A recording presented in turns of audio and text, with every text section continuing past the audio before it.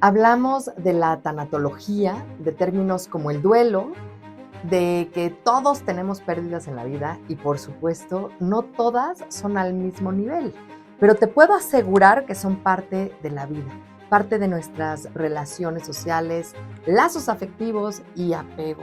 Las pérdidas son un tema central en la experiencia humana.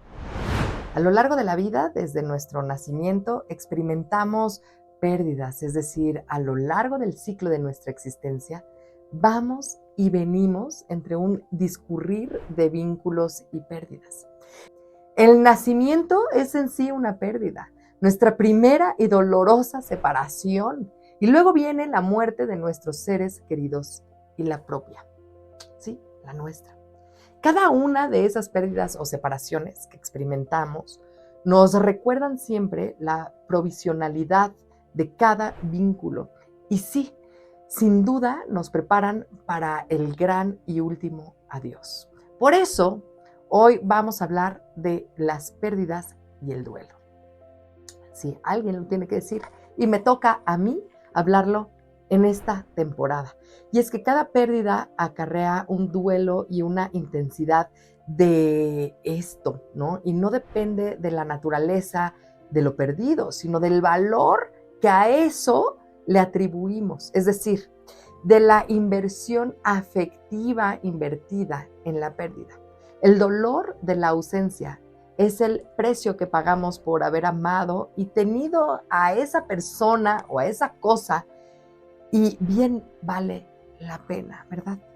Entonces, el duelo se genera por cualquier tipo de pérdida, es decir, no solamente es aplicable a la muerte de una persona, ¿ok? Entonces, quiero que quede claro que el duelo es el proceso de duelo, pues se realiza siempre que tiene lugar una pérdida significativa. Es decir, cada vez que perdemos algo que tiene valor afectivo, real o simbólico. Y entonces entendemos que la pérdida no está forzosamente ligada a la muerte. Al contrario, la muerte le da al duelo un carácter muy singular en razón de su radicalidad, de esa irreversibilidad, porque una separación no mortal puede ser de alguna manera, pues podría decir que deja siempre abierta la pequeña esperanza del reencuentro. Sí, puede ser más tortuoso, yo creo.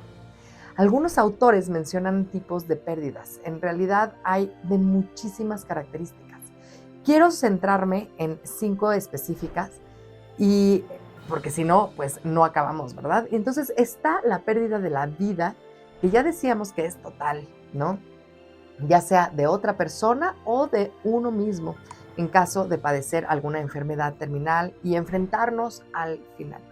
También está la pérdida de aspectos de uno mismo, es decir, aquellas pérdidas que tienen que ver con la salud, con pérdidas físicas de nuestro cuerpo, y aquí podemos incluir partes de nuestro cuerpo, pero también capacidades sensoriales, cognitivas, motoras, psicológicas, la autoestima, los valores, y agréguenle a la lista lo que ustedes consideren.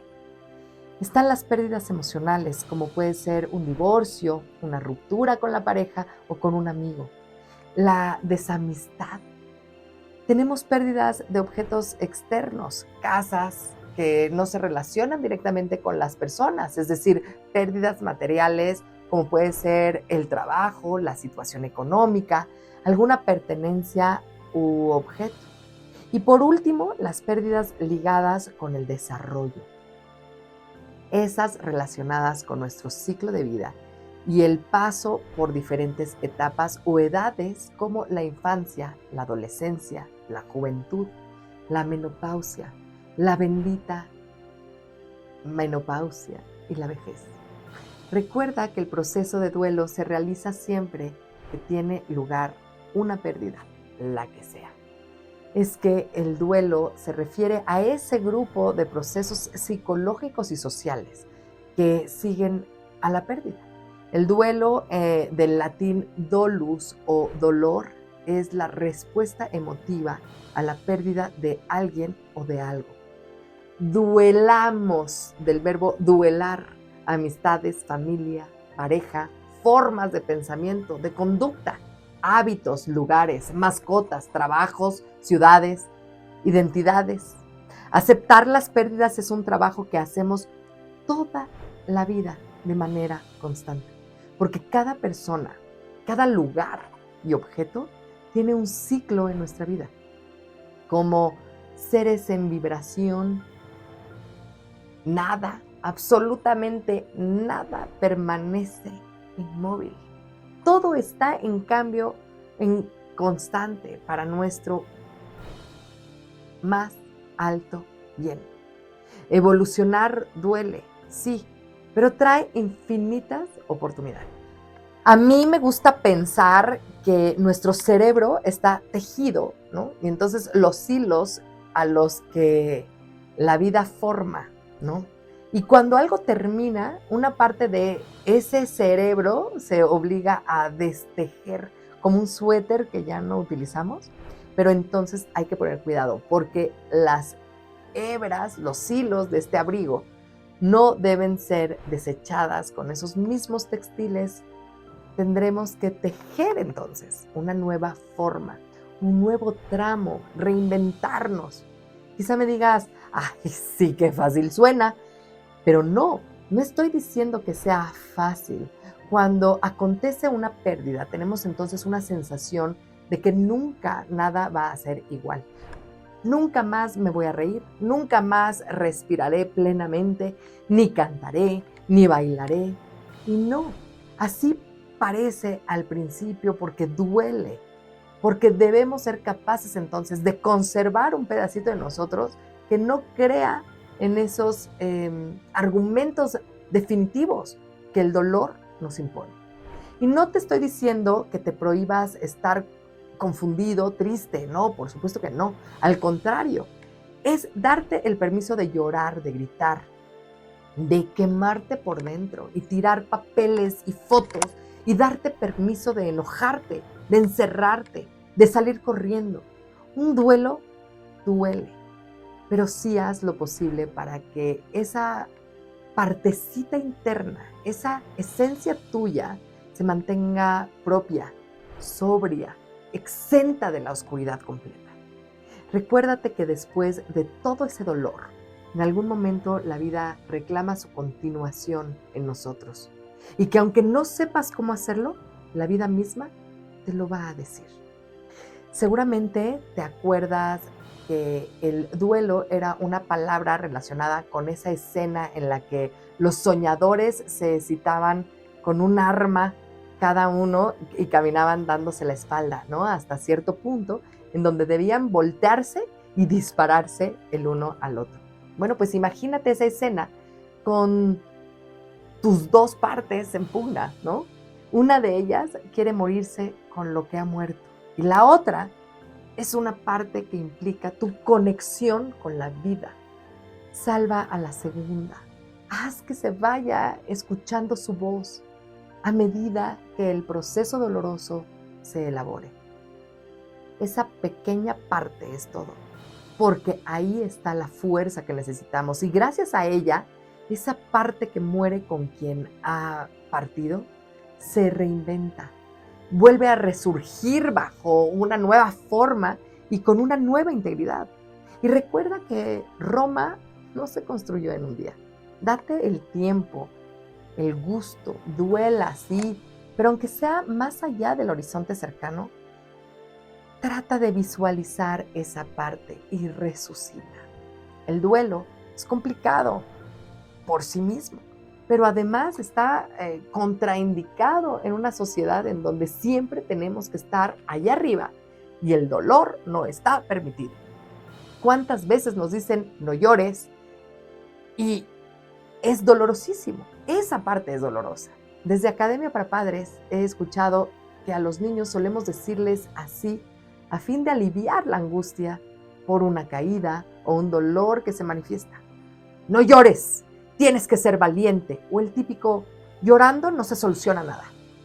Aquí quiero hacer una aclaración importantísima que yo le digo a mis familias.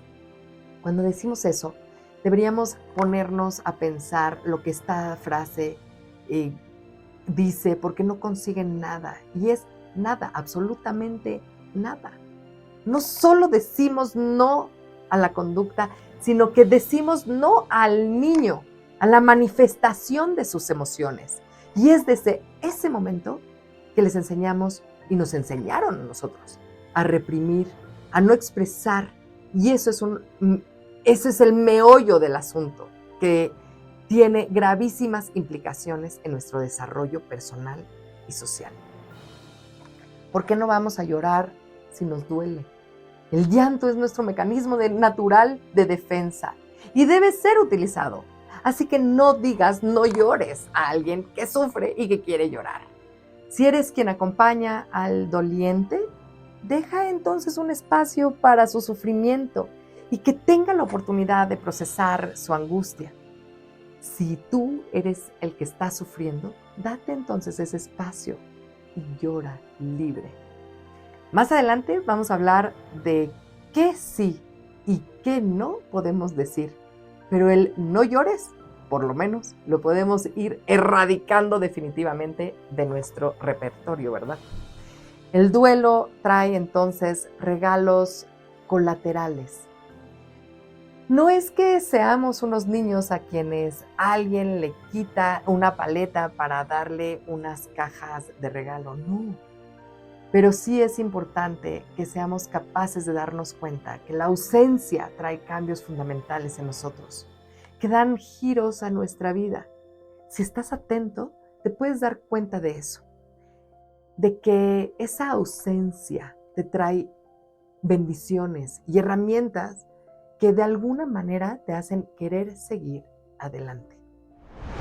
Acuérdate que no todo debe de ser blanco o negro y que el negro es precisamente la combinación de todos los colores que llegarán.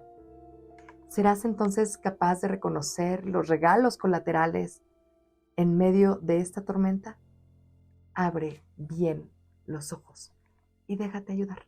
No estás solo. Hasta pronto.